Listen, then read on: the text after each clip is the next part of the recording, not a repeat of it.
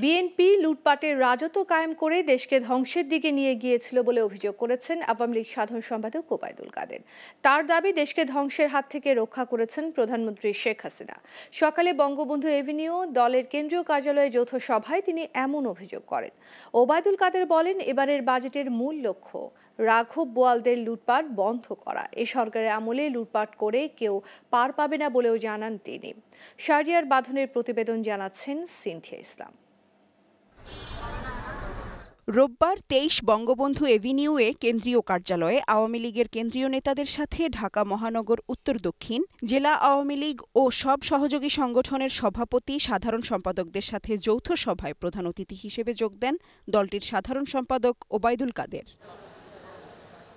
খালেদা জিয়া, সাইফুর রহমান সহ বিএনপির অনেকেই কালো টাকা সাদা করেছেন অভিযোগ করে ওবায়দুল কাদের বলেন, নিজের লোকদের শায়েস্তা করার সাহস নেই বিএনপির। কালো টাকা সাদা তো সাইফুর রহমানও করেছে এবং বেগম খালেদা জিয়াও করেছে।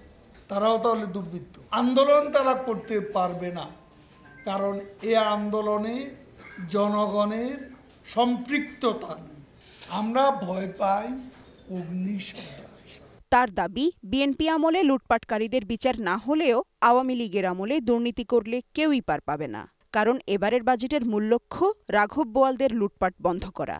লুটপাটের জন্য রাঘব বোয়ালদের এই বাজেটটা করা হয়েছে রাঘব বোয়ালদের লুটপাট বন্ধ করার জন্য, লুটপাটের জন্য।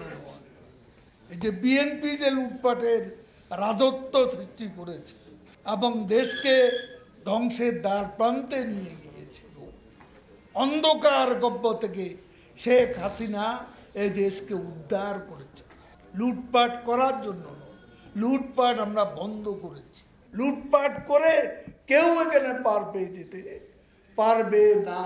বিরোধীরা বসে নেই, তারা কর্মসূচি দেবে। তাই জনগণের জানমাল রক্ষায় বিএনপি আগুন সন্ত্রাসের বিরুদ্ধে দলীয় নেতাকর্মীদের রাজপথে প্রতিরোধ গড়ে তোলার আহ্বান জানান আওয়ামী লীগ সাধারণ সম্পাদক।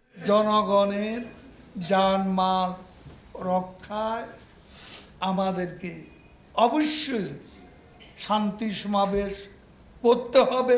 সিনথিয়া ইসলাম, গ্লোবাল টেলিভিশন।